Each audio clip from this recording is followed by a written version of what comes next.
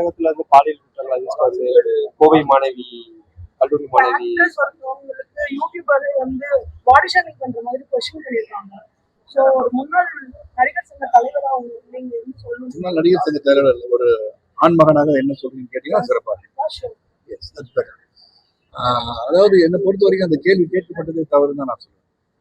அதாவது நீங்க கேள்வி கேட்கறது வந்து அந்த கலைத்துறையில இருக்கும்போது அந்த படத்தின் விழா படவிழாது அந்த படவிழால வந்து நீங்க கேள்வி கேட்கும்போது அந்த படத்தை பத்தி நீங்க என்ன கேரக்டர் பண்ணிருக்கீங்க மேடம் கேட்கணும், பாத்திரம் நல்லா வந்திருக்கான்னு கேட்கணும், இந்த படம் எப்படி இருக்கும்னு கேட்கலாம், இதெல்லாம் கேட்கலாம். இயக்குனர் எப்படி, கதாநாயகன் எப்படின்னு கேட்டுருக்கலாம். அது விட்டுட்டு வெயிட் என்னன்னு கேட்கறது வந்து தவறான ஒரு கேள்வி. அது வந்து பத்திரிகையாளர்களே கண்டனம் தெரிவிக்கணும். அது கண்டனத்தை பிரஸ் கிளப்ல வந்து ஐ திங்க் ஆல்சோ கண்டம் பண்ணியிருக்காங்க. அதனால அது வந்து ஒரு தவறான ஒரு எனக்கு என்ன வருத்தம்னா கூட இருந்த கதாநாயகனும் சரி இயக்குனரும் சரி இந்த மாதிரி கூட இருக்க சக நடிகர்கள் சக தோழியவர்களை கேள்வி கேட்கும் போது அவங்க வந்து தைரியமா என்னங்க இந்த மாதிரி எல்லாம் கேள்வி கேட்குறீங்க கேட்டுருக்கோம். அதுதான் வந்து ஒரு ஆண்மகனுக்கு அழகு. அது செய்ய அது உண்மையை வருத்தப்படும். கோவை மாணவி பாலியல் உடனே ஆக்ஷன் எடுத்திருக்காங்க, காலில் சுட்டு அவங்க பிடிச்சிருக்காங்க. அது கருத்து சொல்றது ஒண்ணு இல்லை. ஏன்னா அங்கங்க குற்றங்கள் நடக்கும்போது அது உடனே தண்டனை கொடுக்கப்படுகிறதா அல்லது கைது செய்யப்படுகிறான்னு பாருங்க. கைது பண்ணியிருக்காங்க, நல்ல சுட்டு பிடிச்சிருக்கேன்னு சொல்லியிருக்காங்க. இன்னொரு வந்து வைரலா ஒரு வீடியோ போனதுன்னு சொன்னாங்க. அது போய் தகவல் இல்லைன்னு சொன்னாங்க. கார் நம்பர் தெரிஞ்சாலும் படி போனாங்க. ஆனா எந்த ஒரு கம்ப்ளைண்ட் வரலன்னு கோவை கமிஷனர் சொன்னாங்க. தேர்தல் ஆணையம் மூலமாக திருட்டுத்தனமா திமுக வந்து வீழ்த்தம் நினைக்கிறாங்க. ஒவ்வொரு கட்சியும் வந்து ஆட்சியில் இருக்கிற கட்சியும் சரி ஆட்சி இல்லாத கட்சியும் சரி இருக்கிற கட்சியை பத்தி குறை சொல்றது ஒண்ணு இருக்கும்.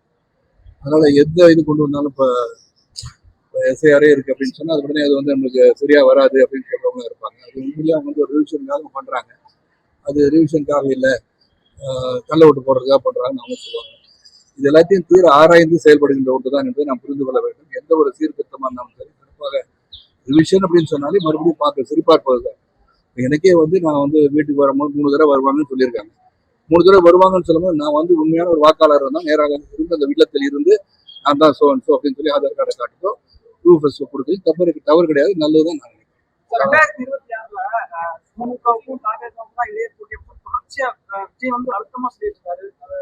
அது அவருடைய கருத்து, அவர் தான் கேட்கணும். அழுத்தமா சொல்றது காரணம் அவரை கேட்கணும்.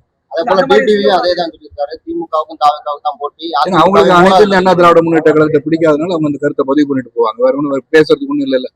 ஏன்னா அவங்க வந்து ஒரு இயக்கத்தை உருவாக்கி தான் நடத்த வேண்டிய இயக்கத்தை சிறப்பாக நடத்த வேண்டிய எண்ணத்தில் இருக்கும்போது இன்னைக்கு வந்து ஆரம்பிச்ச கட்சியோட நாங்க போய் சேர்றோம்னு சொல்றது வந்து அவங்களுக்கு தான் அவ்வளவு. அதிமுக ஒவ்வொரு முக்கிய தலைவர்களும் வெளியே இருக்காங்க.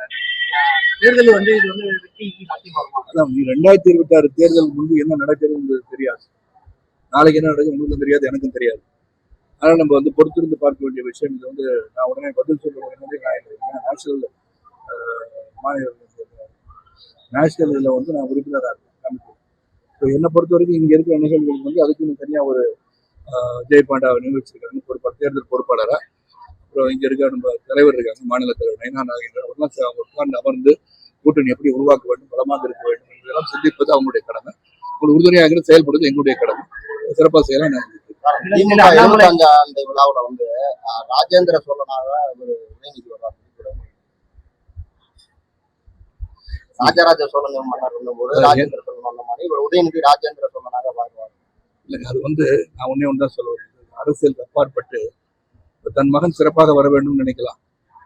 என்ன போல என் மகன் வரணும், என்னையோட பெரிய ஆளா வரணும்னு நினைக்கிறது வந்து இது அதுக்கு ஒரு உவமையோ உதாரணம் காட்டுவது எந்த விதத்துல வந்து குற்றமாக பார்க்க சொல்ல முடியாது. அதனால உடனே வந்து அவ்வளவு பெரிய ராஜேந்திர சோழன் ராஜராஜேந்திர சோழன் இந்த மாதிரிலாம் வந்துருவாங்க அப்படின்னு சொன்னது இழிவா சொல்லிட்டாங்கன்னு நினைக்க வேண்டாம். அதனால இதெல்லாம் வந்து அவங்கவுங்க அப்ப வந்து ஒரு பெருமைக்காகவோ இல்ல போற்றுதலுக்காகவோ சொல்கின்ற வார்த்தைகள்லாம் நான் வந்து கருத்து சொல்றேன்.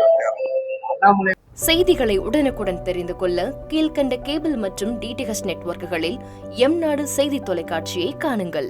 பாதகம் செய்பவரை கண்டால் நாம் பயம் கொள்ளலாகாது பாப்பா. மோதி மிதித்து விடு பாப்பா, அவர் முகத்தில் உமிழ்ந்து விடு பாப்பா.